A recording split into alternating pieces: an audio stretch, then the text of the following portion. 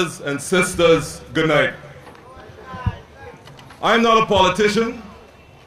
I'm a sufferer living in the kingdom of Kong.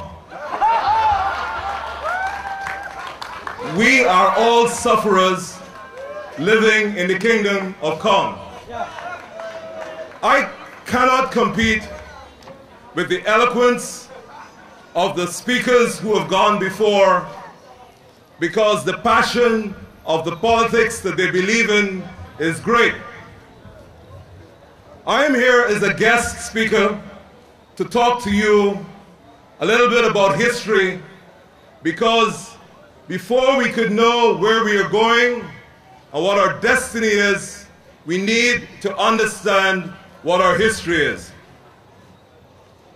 I'm going to speak to you tonight about claiming your inheritance. This country that we call Guyana is born out of a lot of pain, a lot of suffering, a lot of injustice. And if we, the victims and descendants of those honorable foreparents that we have, do not pay tribute to them by doing justice to them, we would have failed. A lot of people have spoken about the economy, future, and jobs. But I want to talk a little bit about history and where we are. And just a very brief demonstration of how poor we have become, how peaceful we've become, how docile we have become, and how placid we have become, is the fact that a senior government functionary can say to you under oath, as a citizen of this country, that no African person is qualified to be an ambassador in 2009. Brothers and sisters, I raise that because that is of signal and seminal importance. If all of us are living under the rainbow that we call Guyana, how could we possibly ever be in a position where we can say any one of us cannot ever aspire to represent this dear country of ours? What is even more tragic is that we have sat down, said nothing, and assumed that somebody else is going to take responsibility for what is really our responsibility. When I said to you that I'm going to talk to you a little bit about claiming your inheritance, I am not talking to you about going and stake your claim for your house lot, your couple acres. I am talking about the inheritance that our foreparents left us. And if you would indulge me for a few seconds, if you go back to the most brutal form of exploitation in recent history known as slavery, our foreparents left those plantations on the coast in 1838, and within 2 decades were able to buy the villages on the east coast of Guyana all the way through to the quarantine. They didn't buy it because they got credit from the bank.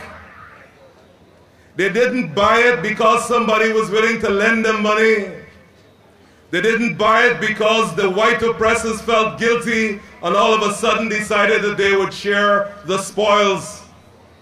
In the most hostile and adverse of circumstances, they were able, by their hard work and their sacrifice, to purchase land, develop it, and more importantly, organize themselves so that they could sustain themselves financially, economically, and so that they could provide for the next generation. That is our inheritance. We have failed them. We have failed them. We cannot even organize a party with Vibes Cartel. We have reached the stage, brothers and sisters, where that inheritance of hard work that they have left with us has brought us to this position where we are confused. And I want to touch a little bit on a difficult subject, and that is the subject of race. Everybody says to you, do not let us touch race because it divides us. But I say to you that you can't know your destiny unless you know your history. And you have to understand race for what it is and understand it for how dangerous it is. The recent testimony of that very senior government functionary has demonstrated to us all how meticulous, how calculating, and how devious the regime is. They have done that because of several reasons. They, of course, and you have to understand this about the PPP, they have a very effective political machinery, and understand that the land grabbing and the distribution of state assets isn't going to the Indian people. It's going to a very small band of people who are in the PPP who happen to be Indian. But what they do is this: having pushed aside and exploited the African brothers and sisters to the extent where they are brazen enough to say that you don't qualify to be an ambassador, that you cannot get private lands, that you could never head any state agency. If you think about it, if you are an African parent, you have to say to your child that in so long as the People's Progressive Party is in office, you can never aspire to any high office. And that, my brothers and sisters, is the danger of the game. Because it is very easy to point to our most obvious features, race being the most obvious. And it would be very easy for them to say to their supporters that Nigel Hughes is trying to say to you that Indian people can't work, and therefore you don't vote for the AFC. You have to understand very carefully, brothers and sisters, the role race has played in our very, very divisive history. We have made several mistakes in our political history because we have always sacrificed that word up there, justice, at the altar of race.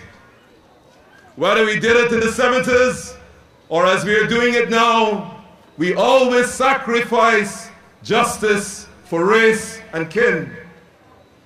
I think it was the brother Peter Tosh, I'm showing my age, who said, everybody cries out for peace, but nobody cries out for equal rights and justice.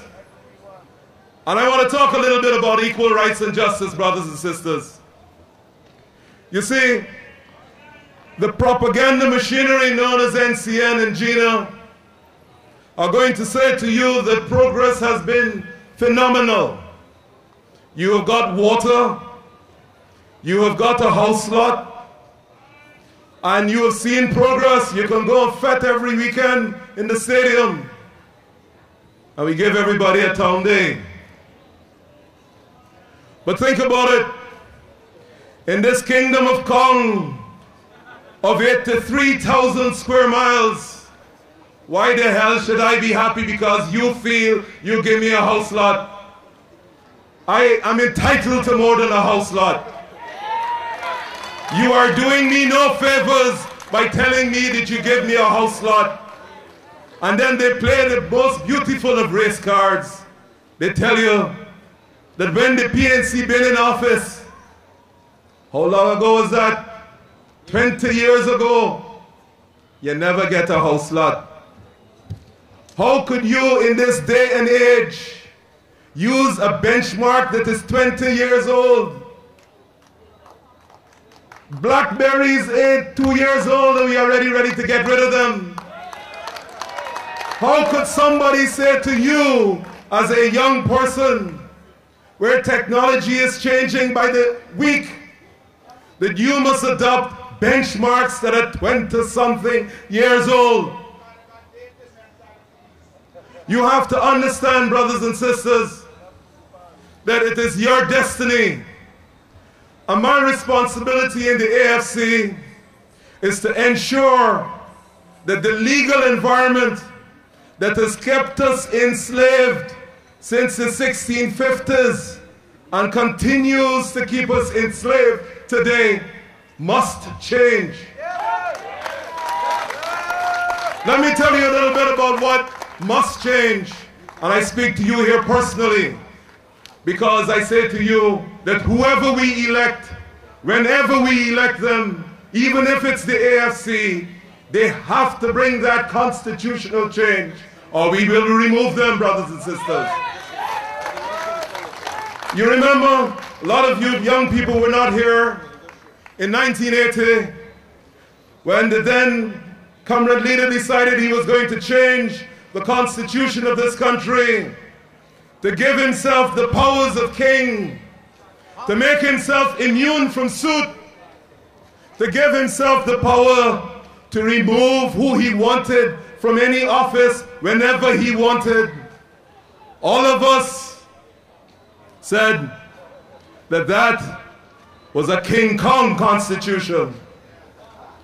Every self-respecting person said, whenever there is a change in this country, and whenever we return to free and fair elections, the first thing we are going to do was going to change the Constitution. 1992 came and it has now left us. 97 came and left us. 2001 came and left us. 2006 came and left us.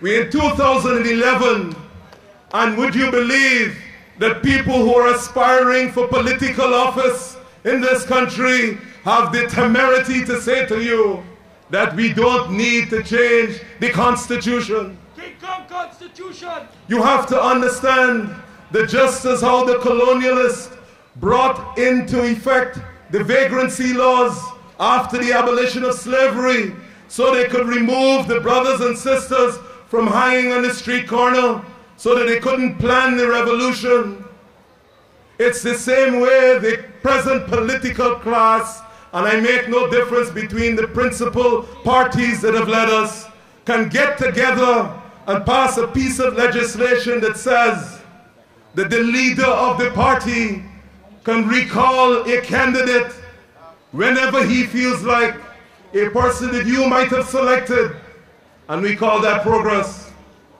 Brothers and sisters, I want you to understand that the task that will face you in 8 weeks is a very serious task.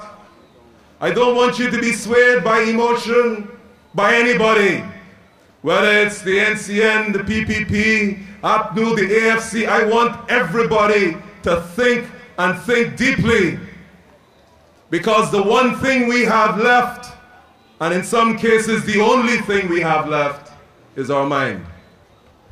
Brother Bob said that we must emancipate ourselves from mental slavery, because none of us but ourselves can free our mind.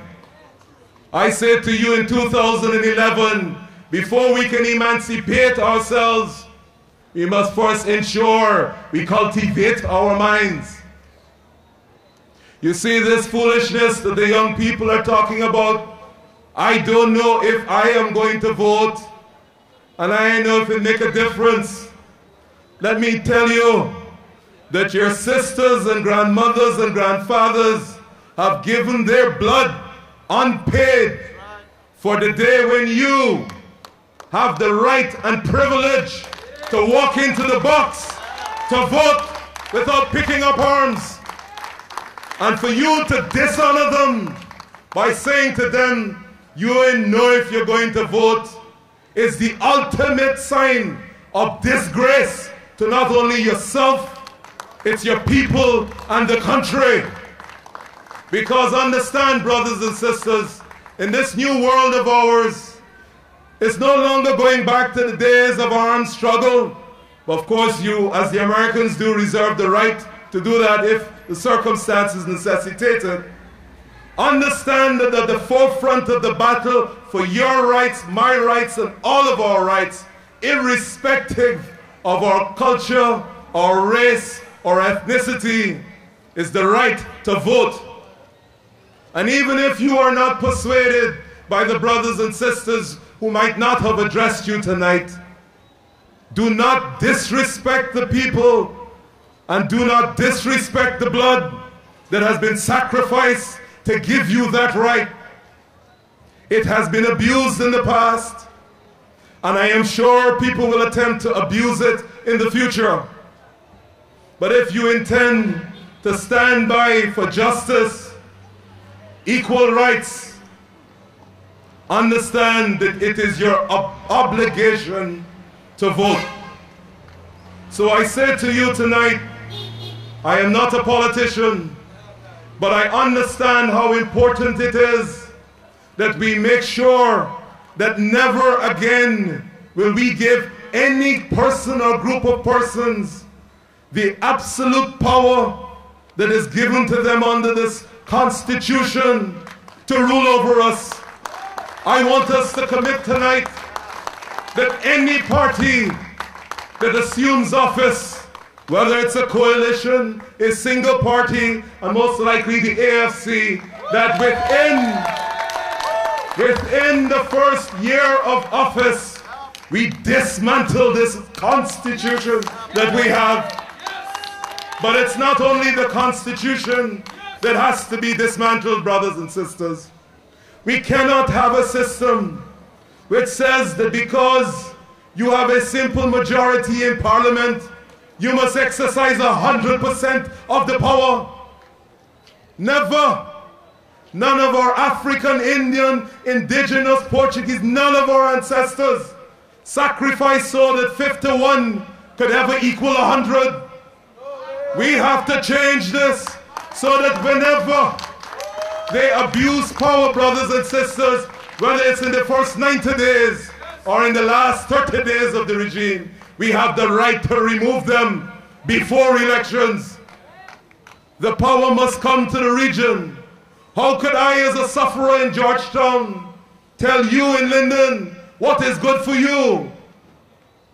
You live it. And as my wife said, and as Buju definitely said, he who feels it knows. Don't worry about some patronizing statement, but I feel for you. If you feel for me, come live in Linden and live on $2,000 a day. I think as a demonstration and as a requirement of all future politicians, we should ask them to live on a minimum wage in the same circumstances as our most unfortunate brothers. And if they survive that for a week, then maybe they can begin to talk to us about suffering. But my time tonight, ladies and gentlemen, is just as a guest speaker, and I ask you to forgive any passion that I might have displayed. I want you to join me in committing to absolute constitutional change, irrespective of whoever comes to office. And this foolishness that they have conned us into, where we don't want to walk down the street in support of our own human rights because we might frighten somebody, and they tell you stay home like a sheep, like a mouse, you can't walk and protest no more because somebody might frighten. Understand that where there is injustice, you're either on the side of right or give yourself up forever to purgatory. So brothers and sisters, I thank you for staying around, and I ask you to stay and give my brother Raphael and my brother Kemraj, who were brave enough to walk away from those architects of destruction. Isn't it ironic that neither the PPP or the PNC have made it a priority to change the Constitution? I only say to you, brothers and sisters, use your mind. I ain't begging for nothing. I'm not asking you to follow me. All I'm asking you is to use the one thing God give you that no man or woman should ever take from you, even though women confuse us a little bit. Use the one instrument that you have. The one most deadly weapon of war that you have is use your mind, brothers and sisters. Peace.